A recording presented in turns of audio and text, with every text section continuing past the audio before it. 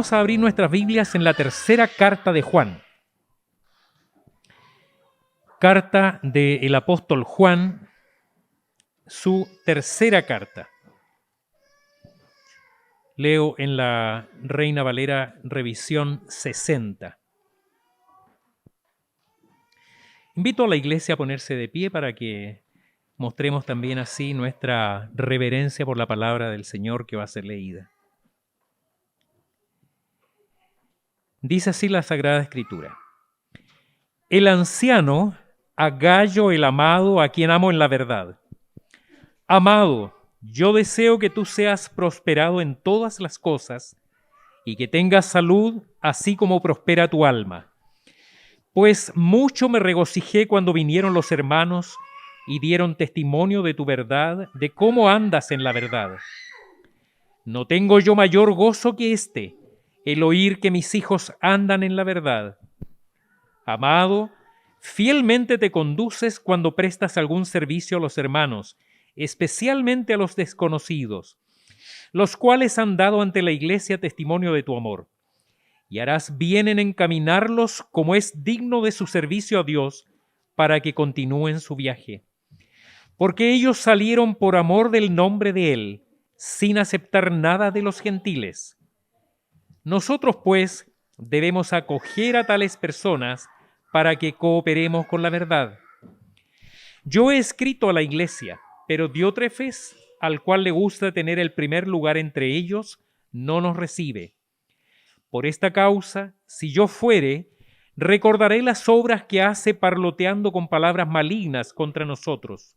Y no contento con estas cosas, no recibe a los hermanos, y a los que quieren recibirlos, se los prohíbe y los expulsa de la iglesia. Amado, no imites lo malo, sino lo bueno. El que hace lo bueno es de Dios, pero el que hace lo malo no ha visto a Dios. Todos dan testimonio de Demetrio y aún la verdad misma, y también nosotros damos testimonio, y vosotros sabéis que nuestro testimonio es verdadero. Yo tenía muchas cosas que escribirte, pero no quiero escribírtelas con tinta y pluma, porque espero verte en breve y hablaremos cara a cara. La paz sea contigo, los amigos te saludan. Saluda tú a los amigos, a cada uno en particular. El Señor bendiga la vida de cada uno de nosotros por su preciosa palabra. Oremos al Señor. Antes de exponer tu palabra, Señor, te ruego que sea ella la propia lectura de la palabra ya bendiga nuestra vida. Que me libres de todo error, que prepares nuestros corazones, que dispongas nuestra vida, Señor, no solo para ser oidores, sino también a poner en práctica, especialmente aquello que reprenda nuestro corazón, nos dé una conciencia mayor de tu voluntad, el propósito de servirte con fidelidad. Quédate con nosotros, con esta iglesia hoy reunida, con todos nuestros hermanos que nos escuchan a la distancia, con cada uno de tus hijos alrededor del mundo, donde sea que tu palabra está siendo predicada. Lo pedimos en el nombre de Jesucristo nuestro Señor. Amén. Tomen asiento, por favor.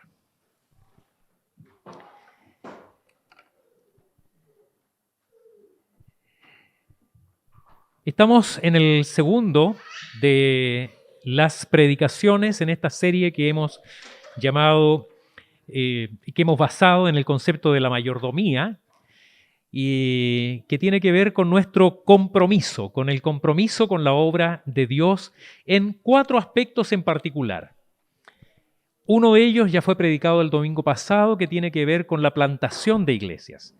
Gran parte de los recursos que las iglesias reúnen está destinada al desarrollo de iglesias nuevas, de plantar iglesias en donde no hay iglesias cristianas alrededor del mundo. O en el caso en particular de nuestra denominación, donde no hay iglesias reformadas predicando el evangelio en distintos sectores de nuestro país, también aquí en Santiago, por supuesto. El día de hoy vamos a predicar en relación con la obra misionera de la iglesia. Y tercer domingo será con relación a la obra local y el cuarto domingo la obra social. Hay un conocido pasaje de las Sagradas Escrituras en el libro de Ezequiel, capítulo 3, versículos 17 al 19. No le voy a pedir que lo busque, no busque ese texto, pero me voy a permitir leerlo para ustedes en la versión que se conoce como lenguaje actual, la Biblia en lenguaje actual. Y he reemplazado intencionalmente el nombre del profeta Ezequiel, que es también llamado en la Reina Valera Hijo del Hombre, por simplemente cristiano. Y el de Israel con el nombre de incrédulos. Y esto para que nos pongamos en el contexto de este mensaje transmitido para nuestro tiempo. Dice así: cristiano, tu tarea será mantenerte siempre vigilante y decirles a los incrédulos que están en grave peligro. Tan pronto como yo te diga algo, tú deberás decírselo a ellos. Si yo le anuncio a alguien que va a morir por causa de su maldad, de su mala conducta, y tú no se lo adviertes, esa persona morirá por su pecado, pero el culpable de su muerte serás tú. En cambio, si tú le adviertes que debe apartarse del mal y no te hace caso, esa persona morirá por causa de su pecado, pero tú no serás culpable de nada. Yo sé que muchos de ustedes conocen este texto.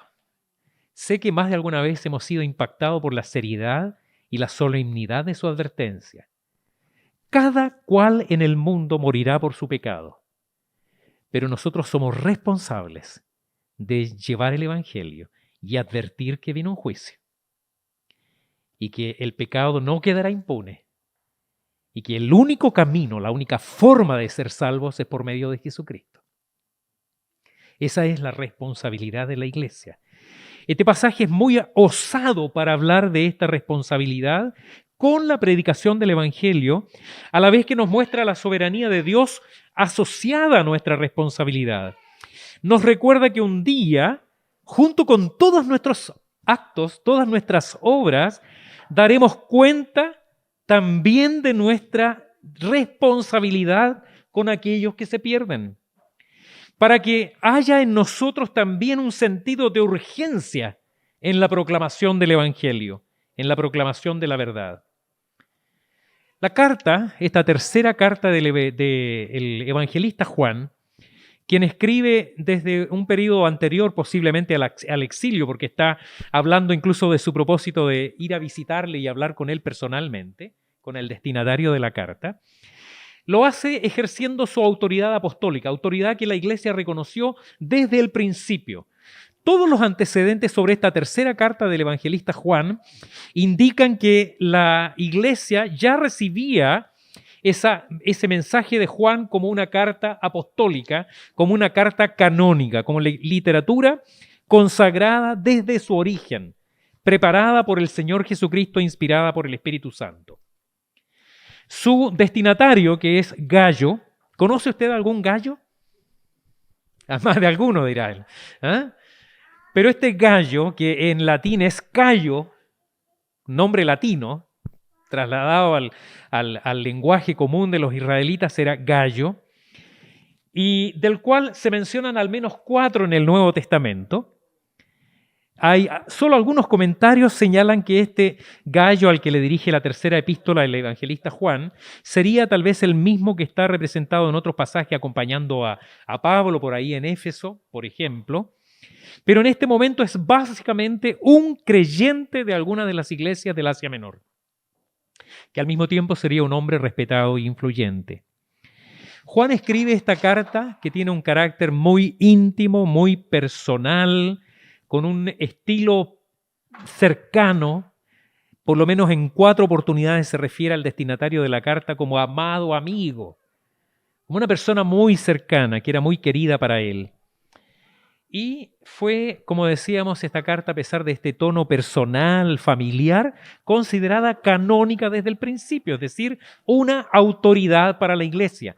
Y el mensaje que esta carta contiene continúa siendo autoritativa para nosotros, por lo tanto. Las primeras palabras son propias de alguien cercano que quiere expresar, como decíamos, amor, buenos deseos.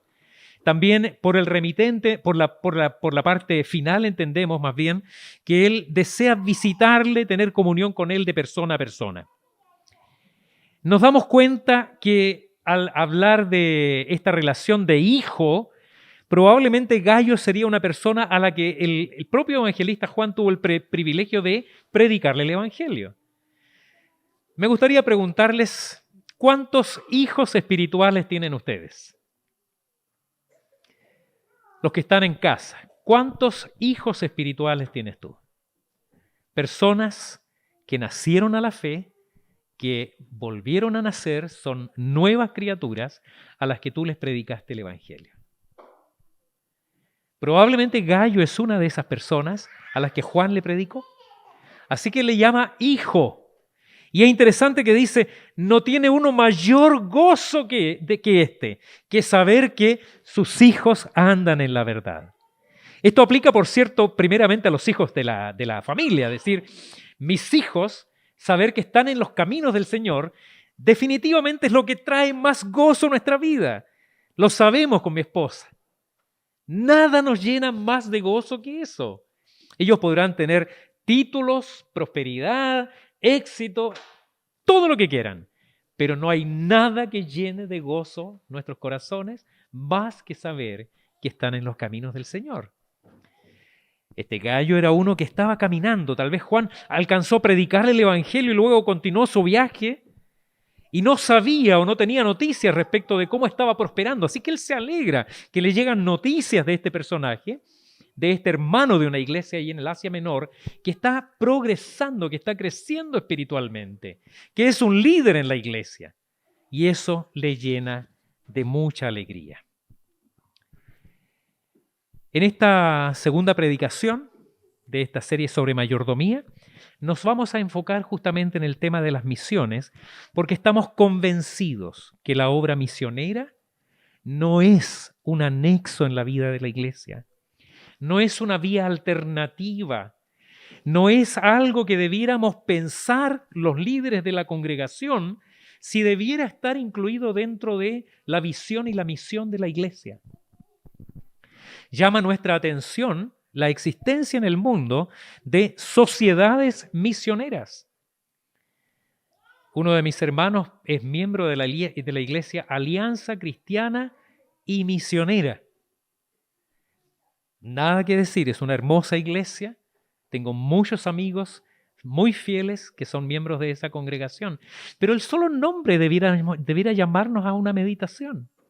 ¿Por qué es que en algún momento de la historia de la iglesia en estos 2000 años, iglesias han tenido que poner un énfasis especial en la misión? ¿Por qué, aparte de las iglesias establecidas, tuvieron que formarse en el mundo sociedades misioneras? Personas que tuvieron que preocuparse de la recolección de recursos para poder sostener misioneros en el mundo. En alguna medida, la existencia de sociedades misioneras en el mundo dice: Iglesia, te acuso de haber abandonado la misión. Es una acusación a la iglesia. Porque si la iglesia es iglesia cristiana, es una iglesia misionera. La misión es esencial a la iglesia. ¿Cuál fue el último mandato del Señor Jesucristo? Vayan y hagan discípulos a todas las naciones. Es decir, yendo a donde no ha sido predicado el evangelio, enviando, orando, sosteniendo misioneros. Eso es esencial a la iglesia de Cristo, o no es iglesia cristiana. Por lo tanto, a través de esta carta a la iglesia, porque no es una carta solamente a un personaje, ponga ahí su nombre.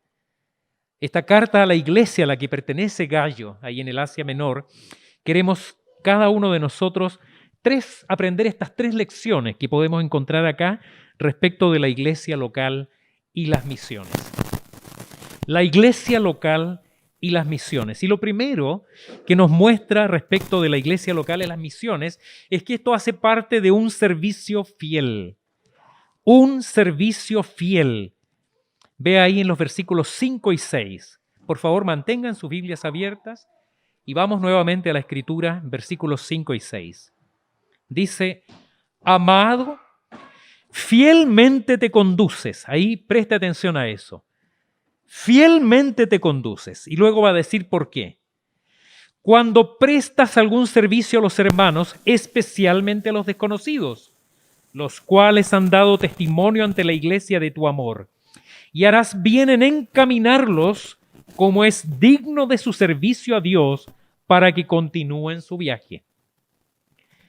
Al señalar Juan la fidelidad en la conducta de Gayo, nos está enseñando a todos nosotros qué es ser fiel en cuanto a la obra misionera, o qué se entiende por un servicio fiel en cuanto a las misiones. Juan reconoce, y qué bueno que haya ejemplos en la Biblia, de que el reconocimiento no afecta en nada la gloria que es solo para Dios. Estamos acostumbrados a decir en la iglesia, la gloria es solo para el Señor. Y no esperar reconocimiento. Eso es parte de lo que es la gloria de Dios. Ninguno de nosotros hace algo para recibir aplausos o felicitaciones. Pero este es un caso bíblico en que nos muestra que el reconocimiento es parte también de la vida cristiana.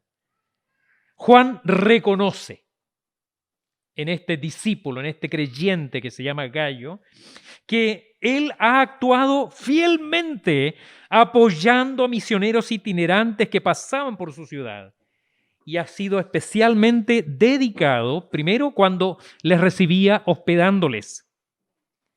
Y hospedaba a extraños, no es que fueran personas absolutamente desconocidas que golpeaban su puerta y le pedían hospedaje.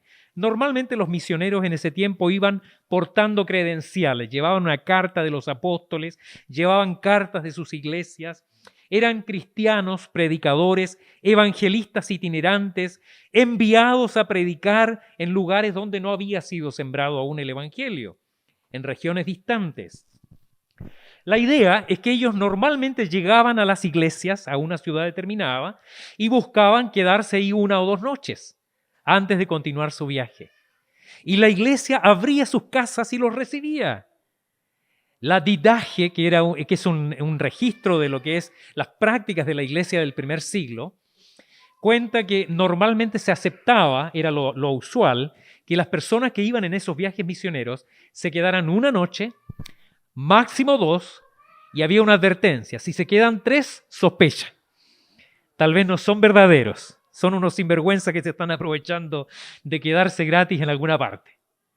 Era lo normal: reposo, descanso, aprovisionarse, alentar a la iglesia, tal vez los invitarían a predicar y luego continuaban su viaje. Gayo los hospedaba, tenía su casa abierta para recibir estos misioneros. Pero no solo los hospedaba, no solamente era hospitalario, sino también los financiaba. Es muy interesante la palabra que ocupa la Biblia acá, que es encamínalos. Harás bien en encaminarlos.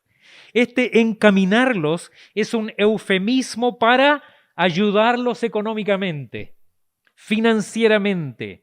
El mismo sentido vemos en la carta de Tito, capítulo 3, versículo 13, y en Primera de Corintios, capítulo 16, versículo 11. Los apóstoles enviaban a estos evangelistas, a estos misioneros, encargándoles que la iglesia los encaminara. ¿Qué significaba encaminarles? Significaba darles alimentos para el camino y dinero. Muchos viajes se hacían en ese tiempo en caravanas. Por razones de los peligros que habían en los trayectos, se hacían en camello, en caballo o a pie o en carros, pero iban en caravanas. Y los jefes de esas caravanas cobraban.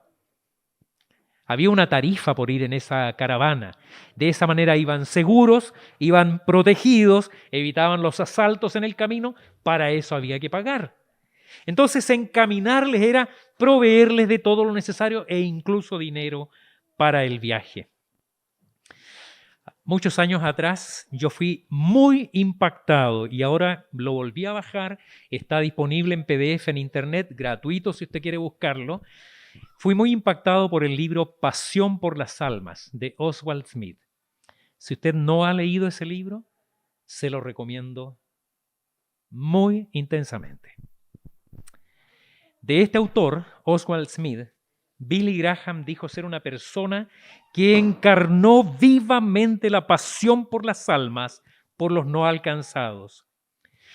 El caso es que Oswald Smith, él mismo no pudo, por razones de su salud, ir a las misiones. Lo intentó varias veces. Se iba al África, a la India, no sé. Pero cada vez que llegaba se enfermaba y lo tenían que mandar de vuelta a Canadá, que era su país de origen. Y él se recuperaba, volvía a partir el campo misionero, se volvía a enfermar y lo mandaban de vuelta. Hasta que al final la iglesia le dijo: pastor, usted no puede ir más. Su salud no es compatible con las misiones. Y lo pusieron en una iglesia local a pastorear, en Ontario, en Canadá. Llegó a esa iglesia y el día que predicaba por primera vez en el lugar, poco antes de subir al púlpito, se acerca el tesorero de la iglesia y le dice: pastor, hay algo que nadie le ha dicho. ¿Qué le dice él? Esta iglesia está quebrada. Esta iglesia no tiene recursos. Tenemos deudas. Y nadie le dijo. Entonces el pastor dice que en vez de predicar el sermón que tenía pensado predicar, oró y predicó sobre misiones. Y organizó una serie de cultos de predicaciones sobre la obra misionera. El pensamiento de Oswald Smith fue: si yo no puedo ir, vamos a financiar misioneros.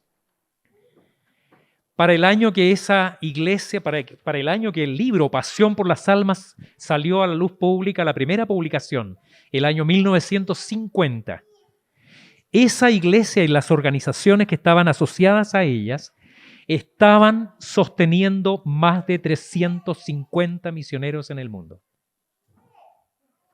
350 misioneros en el mundo. Ellos, sus familias, los lugares donde estaban predicando, sostenidos por una obra comenzada en esa iglesia en Ontario. Y demás está decir que todos los problemas financieros de esa iglesia local estaban completamente resueltos. En vez de arrancar, él comenzó a hacer lo que hoy queremos hacer muy modestamente: mostrar la importancia que tiene la obra misionera. ¿Cuál es la realidad de la Iglesia Presbiteriana de Chile? ¿Sabe cuántos misioneros está sosteniendo la Iglesia Presbiteriana de Chile hoy en el mundo? Puedo estar equivocado, pero si no me equivoco, 1. 2, porque es un matrimonio en Brasil. De alguna manera, tal vez indirecta, ha habido algún esfuerzo por apoyar a algunos misioneros individuales. Pero la iglesia, como institución, está sosteniendo a 2 personas fuera del país. Ha habido algunos esfuerzos, como digo, incidentales, poco regulares, para apoyar algunos esfuerzos en otros países.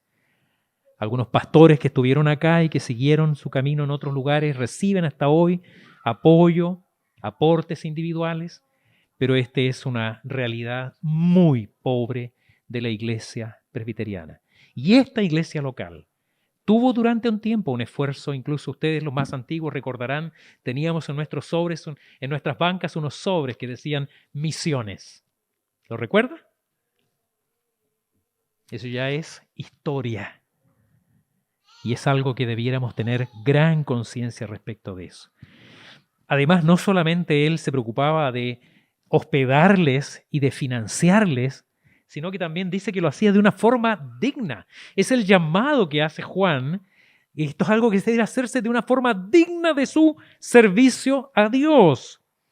Esto podría interpretarse en el sentido de cómo es digno, es decir, entendiendo la dignidad como un hecho que en sí mismo les hace merecedores de nuestro apoyo. Ellos son dignos de que los apoyemos porque sirven a Dios.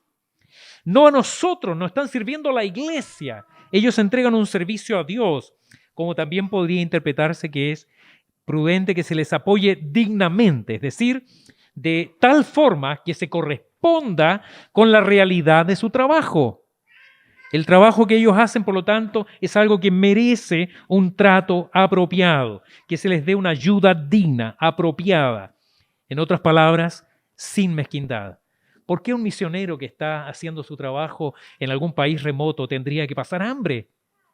O pasar dificultades, o no tener para la salud, tener que perder su dentadura porque no tenía lo suficiente para pagar un dentista. A eso puede referirse también, que sea digno del servicio que ellos hacen. La Biblia dice, hay quienes reparten, Proverbios capítulo 11, versículos 24 y 25. Hay quienes reparten y les es añadido más. Y hay quienes retienen más de lo justo y acaban en la miseria.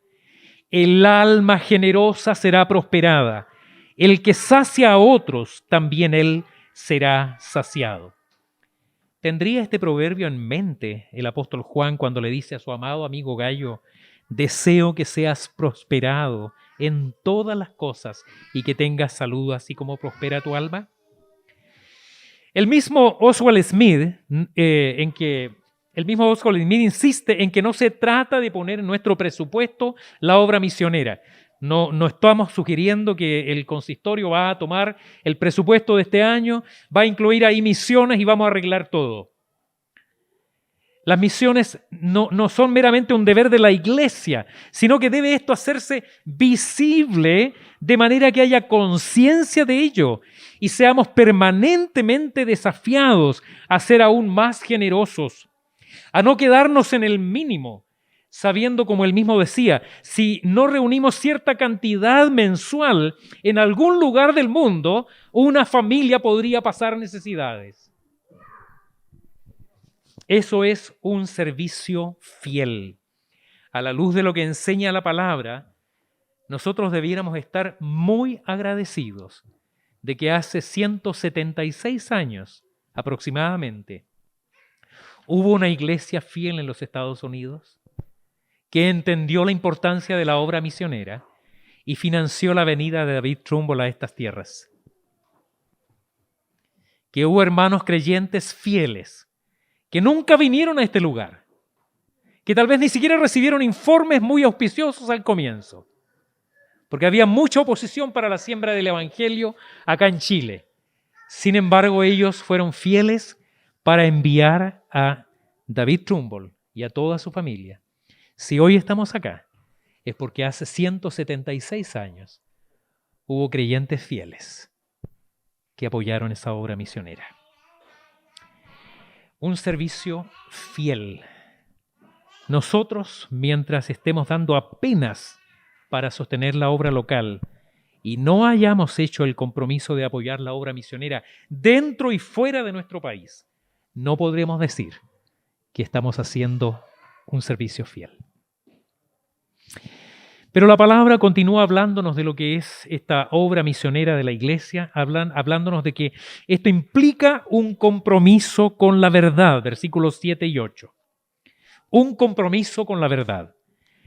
Dice la Escritura, porque ellos salieron por amor del nombre de Él, sin aceptar nada de los gentiles. Nosotros, pues, debemos acoger a estas personas para que cooperemos con la verdad. Ellos, ¿quiénes? Los misioneros, salieron, es decir, aceptaron el desafío de ir a misiones por amor del nombre de Cristo. Esto habla de la vocación de los misioneros, de lo cual se han escrito cientos, si no miles de biografías y testimonios maravillosos, de un amor a Cristo y una pasión por las almas por encima del amor a la propia vida, en muchos casos de manera literal. Porque no son pocos, son muchos los misioneros que perdieron la vida en el campo misionero.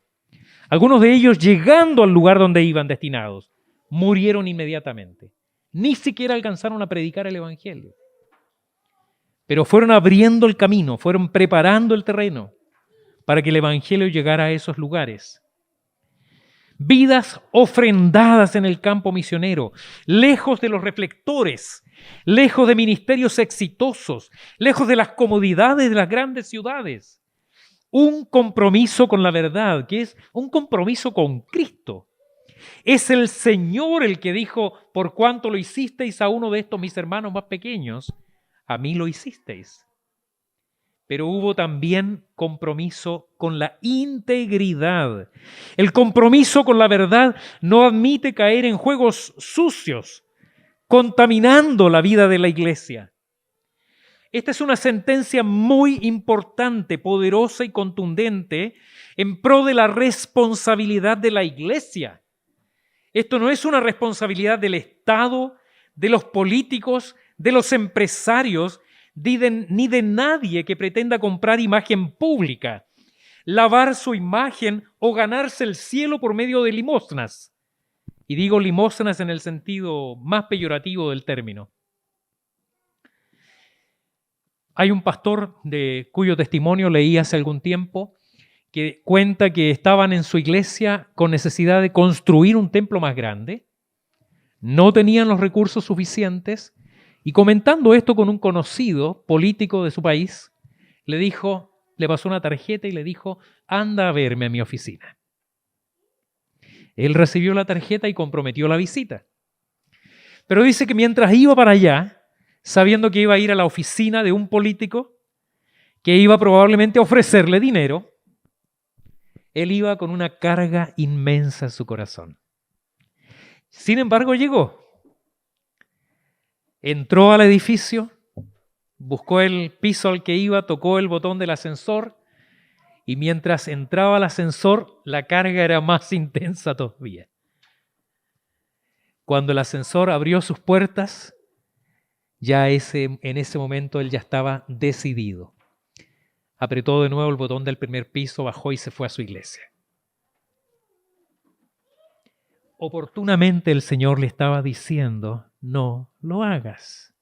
No aceptes dinero de los incrédulos. No aceptes limosna del mundo. Él volvió a su iglesia e inició un proyecto de predicación y enseñanza sobre el deber de ser diezmeros. Y esa iglesia no construyó un templo, construyó varios templos. Solamente asumiendo la responsabilidad que cada miembro de la iglesia debe tener. Una tremenda lección para su vida. Es muy fácil. Incluso hay personas que me han dicho, oye, mira, tal recurso allá, acá. Y no estamos hablando de fondo social. Estamos hablando de gente que está dispuesta a aportar a cambio de algo.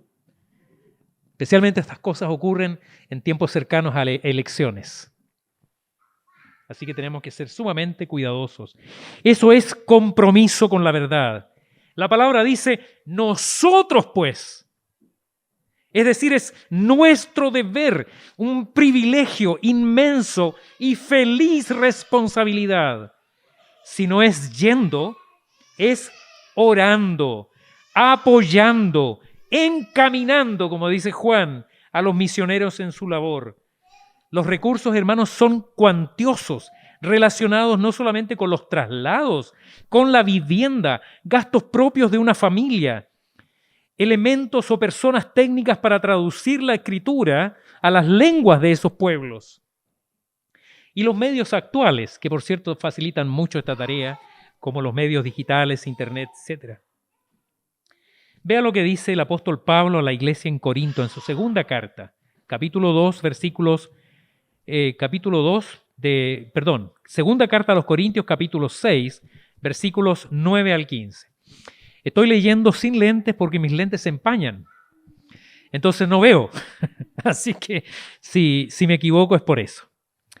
Dice la palabra, recuerden esto, el que siembra escasamente cosechará. Y el que siembra en abundancia cosechará. Cada uno debe dar según lo que haya decidido en su corazón, no de mala gana ni por obligación, porque Dios ama al que da con alegría. Y Dios puede hacer que toda gracia abunde para ustedes, de manera que siempre, en toda circunstancia, tengan todo lo necesario y toda buena obra abunde en ustedes. Como está escrito, repartió sus bienes entre los pobres, su justicia permanece para siempre. El que suple semilla al que siembra, también le suplirá pan para que coma, aumentará los cultivos y hará que ustedes produzcan una abundante cosecha de justicia. Ustedes serán enriquecidos en todo sentido, para que en toda ocasión puedan ser generosos y para que por medio de nosotros, la generosidad de ustedes resulte en acciones de gracias a Dios.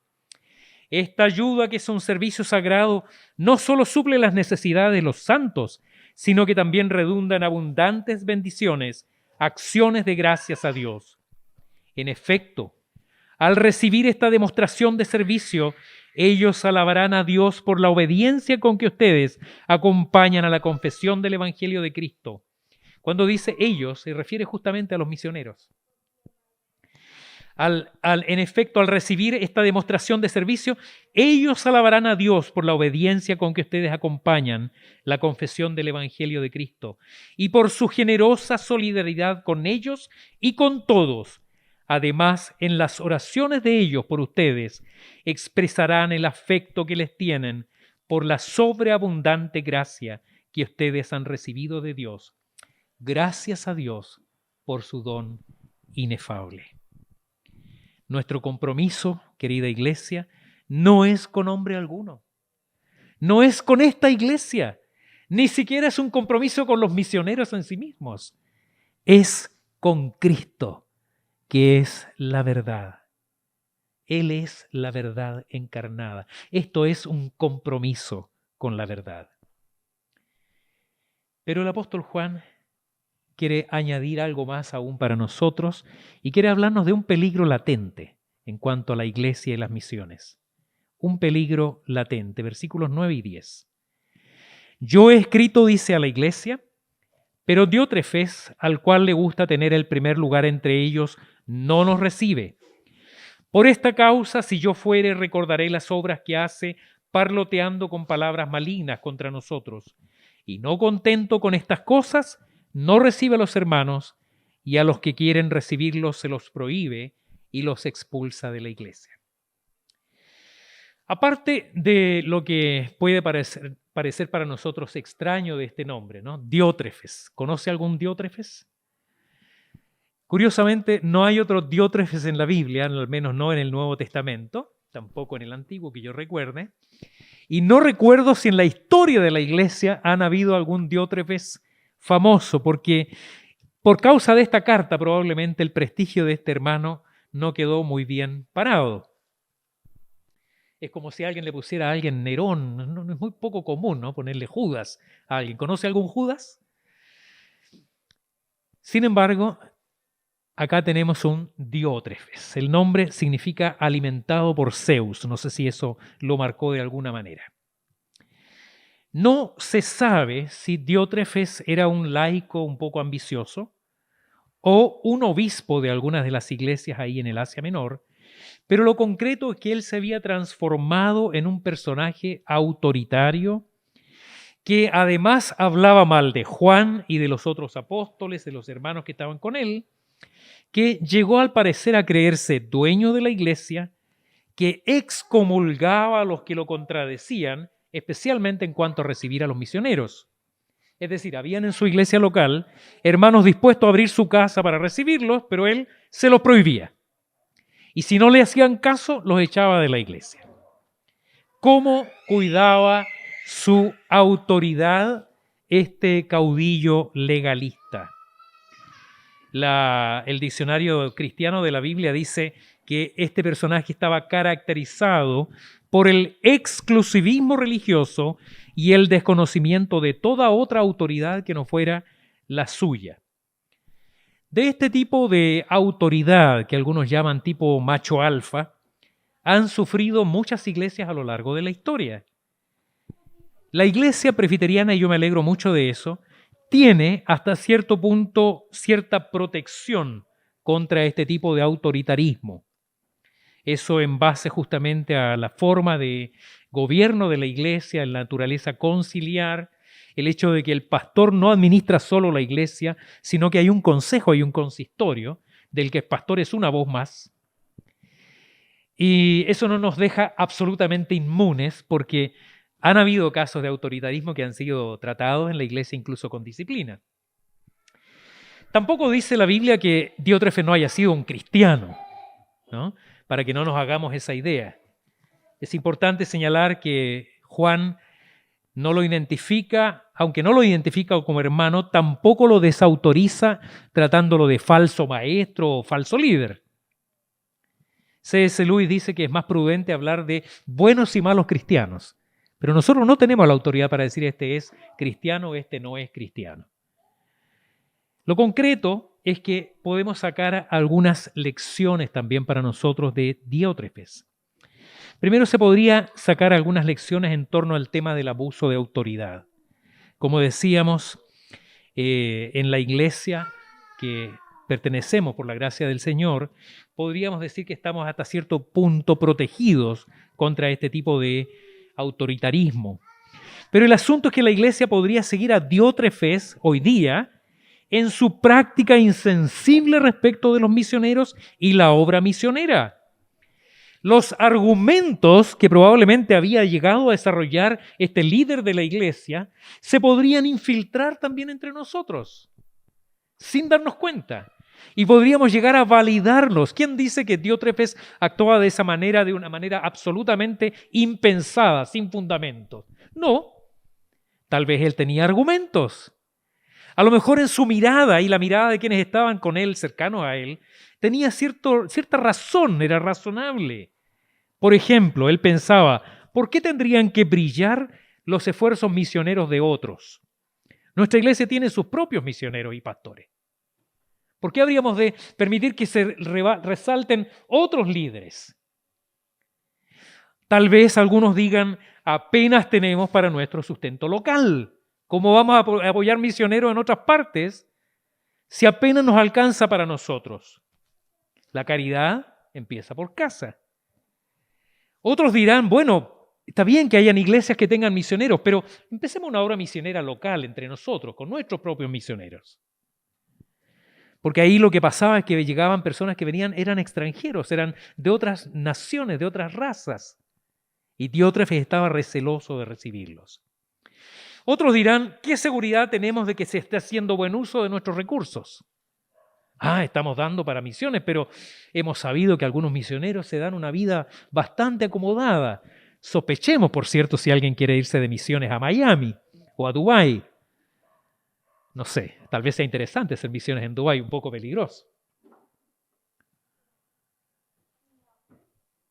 Para muchos no se trata más de gente que se gana la vida a costa de otros. Lo he escuchado.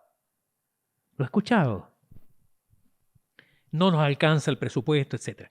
El caso, hermanos, es que la iglesia no puede caer en estas excusas. Que probablemente este líder cristiano de la iglesia, que no tenemos derecho a juzgarlo como un mal cristiano, tal vez estaba cayendo en este tipo de elucubraciones, de estos cuestionamientos. Tal vez tan temprano como el comienzo de la iglesia ya habían dudas respecto de las habilidades financieras de una congregación. Leí en una oportunidad el caso de una hermana misionera que recibió las noticias desde su iglesia de origen que debía regresar porque la iglesia ya no estaba en condiciones de financiar misiones. Así que ella dejó su trabajo en el campo misionero, no recuerdo dónde estaba, cerró la misión y con mucha tristeza, porque había todavía mucho que hacer en ese lugar, regresó a su ciudad de origen. El domingo, después de su llegada, partió a la iglesia con ropas muy gastadas, las únicas que disponía, vestida de una manera muy sencilla, y cuando iba encaminándose a la iglesia, vio el desfile de automóviles del año llegando a esa congregación. Gente usando sus mejores ropas, regios automóviles, una iglesia preciosa con todas las comodidades. Y esta misionera se dio media vuelta y se fue de ahí. No fue capaz de entrar a ese lugar. Una vez más, citando a Oswald Smith, palabras de este libro que yo creo que todos deberíamos leer alguna vez, Pasión por las almas. Algún día, dice él, millones y millones de paganos marcharán ante el trono en camino al infierno, señalándote con el dedo acusador y clamando, nadie se preocupó por mi alma. Y entonces tú y yo trataremos de justificarnos diciendo, Señor, ¿soy yo guarda de mi hermano? Y Dios responderá, La voz de la sangre de tu hermano clama a mí desde el África, desde la China, desde las islas del Pacífico. La voz de la sangre de tu hermano. Sí, y tú irás al cielo, salvado, pero con sangre en las manos. La sangre de aquellos que pudiste haber ganado si hubieras ido o enviado a alguno en tu lugar. No es cosa fácil ser atalaya. Su sangre reclamaré de tu mano. ¿Qué vas a hacer frente a esto? El llamado hoy es un llamado, como dice Juan a Gallo, a imitar lo bueno y no lo malo. A ser como este personaje tan particular, Gallo, y tal vez como Demetrio, del que tampoco se nos da muchos antecedentes al final de la carta, pero se dice que el testimonio de Demetrio, así como el de Gallo, era proverbial en la iglesia del primer siglo. Consideremos en nuestros presupuestos, y no hablo del presupuesto de la iglesia, consideremos en nuestros presupuestos la obra misionera. Doy testimonio de que hace relativamente poco tiempo un hermano anciano de esta congregación me llamó un día, me pasó un sobre en la mano y me dijo: pastor, esto es para tal misionero. Y yo hice las gestiones para poder enviar ese recurso a quien él estaba destinándolo. Una iniciativa individual, personal, valiosa. Y esa persona que lo recibió me dijo: pastor, llega en un momento especialmente necesario. Consideremos esto. Pensemos que si el Señor nos bendice, cualquiera sea la forma en que el Señor esté cubriendo nuestras necesidades, este es un aspecto en nuestra vida que necesitamos examinar como iglesia y como creyentes. Consideremos el ser fieles en nuestras contribuciones, porque eso no es solo un compromiso con el Señor en cuanto a nuestra fidelidad financiera, sino porque la iglesia y el creyente tienen un compromiso con la verdad, es decir, un compromiso con Cristo. Nuestras contribuciones financieras no es solo para el sostenimiento de la obra local, debiera ser para un compromiso con Cristo y la misión de Dios para la iglesia. El Señor Jesucristo vino a tomar nuestro lugar en la cruz por nosotros. Murió para justificarnos delante del Padre y resucitó para nuestra salvación. Si tú crees esto, eres salvo hoy y por toda la eternidad. Pero piensa que hay muchos aún en el mundo que no lo saben. Ni siquiera saben que hay un Jesucristo, que hay un Salvador. Que el Señor bendiga a nuestra amada iglesia.